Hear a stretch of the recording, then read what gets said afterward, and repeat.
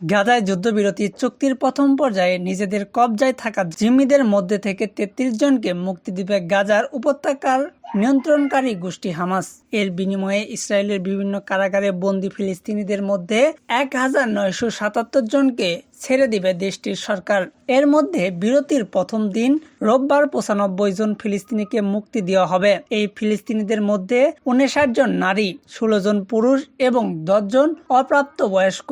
মুক্তিদের অপেক্ষায় থাকা ৯৫ জনের নামেও প্রকাশ করেছেন বিচার বিষয়ক মন্ত্রণালয়। এর বিনিময়ে একই দিন নিজেদের কবজায় থাকা জিম্মিদের মধ্যে থেকে ৩ জনকে ছেড়ে দিবে হামাস। এই ৩ জনের নাম ইতিমধ্যে ইসরায়েলি সরকারের কাছে পাঠিয়েছেন গোষ্ঠীটি। শুক্রবার ইসরায়েলি সংবাদ মাধ্যমগুলো নিশ্চিত করেছেন এই তথ্য। প্রসঙ্গত, চুক্তির শর্ত অনুযায়ী যুদ্ধবিরতির প্রথম পর্যায়ের স্থায়িত্ব অন্তত ৪২ দিন, তবে প্রয়োজনে এই মেয়াদ আরও বাড়তে পারে।